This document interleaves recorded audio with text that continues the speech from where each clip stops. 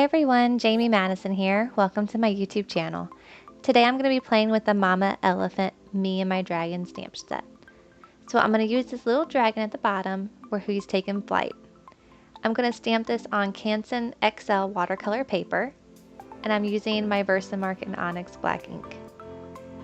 And I'm also using my stamping platform to stamp all these images today.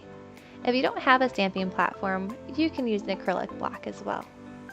So I'm going to grab the little guy that is on the back of the dragon, and I'm just going to position him right behind his head so he looks like he is also taking a look at the view with the dragon. This dragon set is absolutely adorable. I am a huge fan of How to Train Your Dragon, and I just found out recently that they're coming out with How to Train Your Dragon 3. I am like a heartthrob fan. I love How to Train Your Dragon. Toothless is one of my favorite characters. So super excited when I saw the stamp set. I just had to have it. So I went ahead and stamped the mountains with the clouds and the castle. And then I took some masking paper and went ahead and put that over the mountains so I could stamp multiple mountain tops. I wanted to have like a little bit of a scene in the background with him flying past. So what I did was I just moved my masking paper as I went. I didn't want to have to cut out pieces for each set, so I just kind of moved it down each mountaintop area that I was working on, and it worked out really well.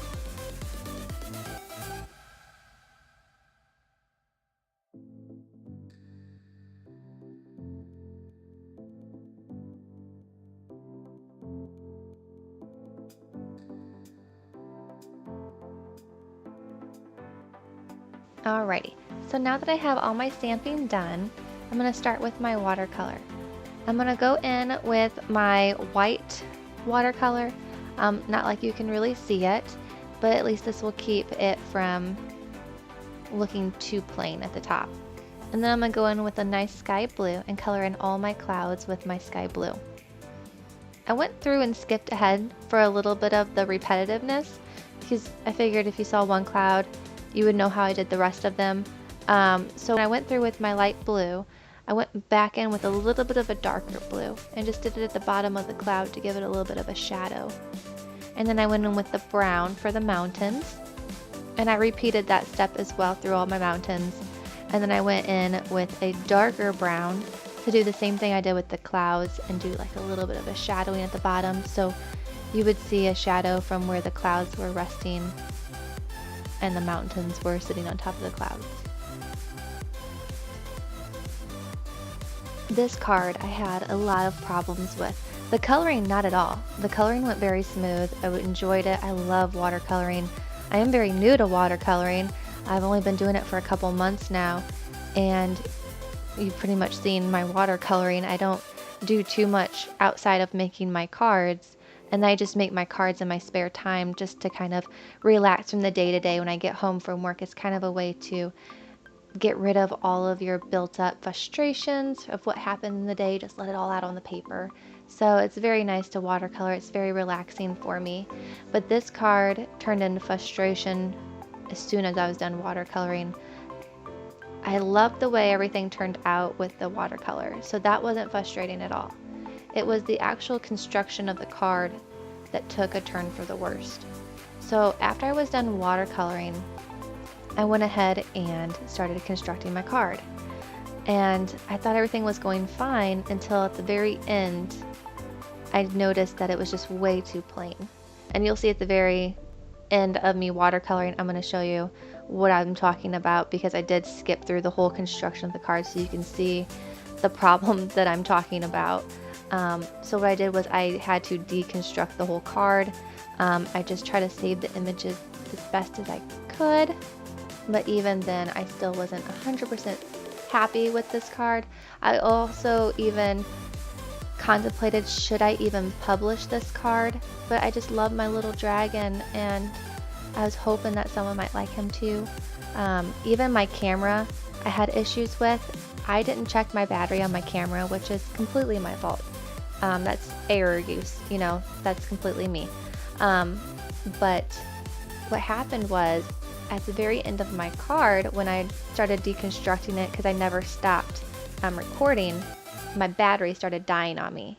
And when my battery starts dying on my camera, it starts pixelating really bad. So unfortunately, at the very end of this video, it starts pixelating on me. So that's why I didn't know if I should just scrap this whole video or what I should do, but assuming you're watching it now, I decided just to go ahead and post it in hopes that it was not as bad as I thought it was. And then also, when I deconstructed the card, I reconstructed it using glue, so there was no going back after that point. But I'm gonna go jump back into the watercoloring here on my dragon. I'm gonna call him Toothless Jr. because he's adorable. And if you notice his eyes, in the stamp set they don't have eyes, they just have little tiny dots. So what I did was the dots was going to be my pupil, and I added a black line using my Sharpie and an arch for his actual iris area so I could color his eyes green like Toothless has. And I'm wanting to do a white dragon like How to Train Your Dragon 3, the female dragon. She's all white, and I think she has a little bit of purple on her. No, she has sky blue. It's like an ice blue. So I want to do a white dragon as well, but I'm trying to figure out how to outline that, because I did try to do a white dragon using embossing powder, using white embossing powder, but it was too much white. You couldn't see the detail of the dragon. So I'm still playing around with that, and I did just get me some Artesia watercolor markers. I got the 96 set, so you'll be seeing that in the next video because I've been playing around with those. I love them.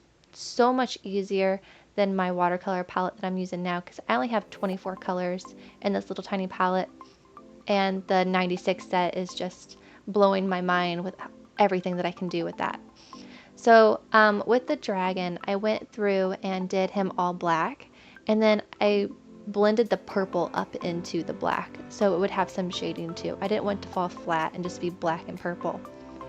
And then with the little guy, I did his hair in brown because I wanted him to kind of be like his best friend, you know, like in the movie. I tried to stay as close as I could with Toothless in the movie, but I just love this little dragon. I just wish the card would have turned out better. It's just kind of a bummer to go through all that work and for you not to be. I just wanted to save this card so bad. I tried so hard to save it, and it still didn't turn out that well, unfortunately. But the next one, yes, the next one, maybe we will get it on the next try. So, can't give up. So with his wings, what I did was I went in with the black and blended that down until it kind of faded out, and then went back through with the purple and faded the purple up into the black, so it gave it a nice shading. So it's kind of an opposite effect. So it's darker at the top and lighter going through. And then on the other wing, I did the same thing. I just blended the black down until it faded through, and then added my purple to fade it back up into the black. And then I went back through with some black to give it a little bit more of a shadow, since his wing is bending over because it's getting some more air. He's flying high.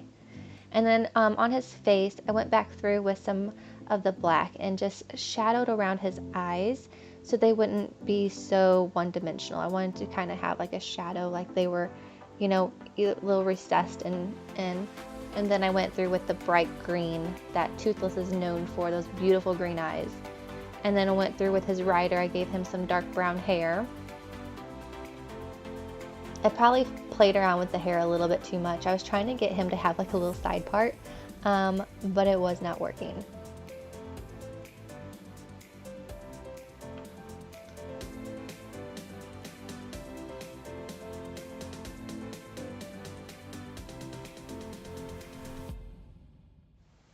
Alrighty, so now that I'm done with my watercolor, and I'm going to go in with my Tim Holtz Distress ink in purple and blue.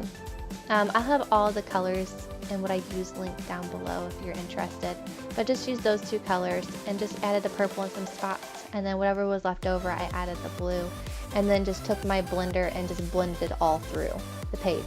And what it does is it gives you two more colors. It gives you a little bit of a darker blue, and it gives you more of a darker purple as well. So I got two colors and ended up getting 4 on the page, if that makes sense. So I only blended it enough to cover my circle because that's all you were going to see of this page anyways. Now, if I would have known I was deconstructing my whole card at the end, I would have did the whole page and it would have saved me another step in the long run. But as you can see, I went ahead and finished my ink blending, and then I took a watercolor brush with some water and I just started flicking the brush to give little tiny droplets of water on my paper so I could have some like twinkly star skies. And then I went ahead and took some paper towel and just blotted that all up so it would pull that ink off. And I really like the way that turned out. And you can see here is my card. It was just way too white and plain. I tried adding some sequins to make it better, but it just didn't work. So moving on, I went ahead and took some Nina Solar White and 110 a pound again, and went ahead and added some tape at the top where it folds. This is an A2 size card, so 5.5 by 4 1/4. Well, the area that I'm working at is 5.5 by 4 1/4, but it's 11 inches long, if that makes sense. Anyways, I'm gonna go ahead and take those same colors and I'm just gonna blend the outside because I'm just gonna do that as the border. And then once I have that all blended through, I'm gonna go ahead and take my little deconstructed area that I tore apart and position that where I think it'll look good, and I'm just going to glue that down with my Tombow glue. And as you can see, my camera is now pixelating because I was spending way too long filming without checking my battery. Like I said, I'm new to filming and everything. It didn't even occur to me to see what my battery level was whenever I started filming. Now it will every time.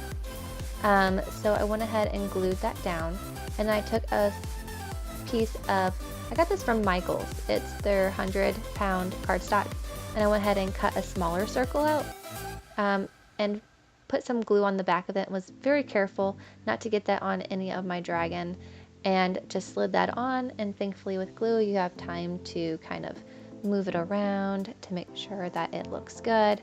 But see, the background really blends well with the edges. So like I said, if I would have known I was going to deconstruct it, I would have just blended the whole page. It would have been one less step, but it ended up being okay in the end. So then I went ahead and added some black, purple, and blue sequins. And then at the very end, I added the segment, "You did it," because we got through this card. I could not believe I got through this card, but I did. So that was my card, and I went ahead and added some glossy accents to all of my sequins, but more of a shimmer, and I added it to his eyes as well, but I did that with the first card. So thank you so much for joining me today. Thanks for sticking through it. Thanks for hearing me rant about my mishaps of my card, and come back and join me again. I'm hoping to have some more videos out very soon. Work has been super hectic, and sorry that I haven't had more time to post more videos. But thanks for joining me. You guys have a great and wonderful day, and I'll see you next time. Bye!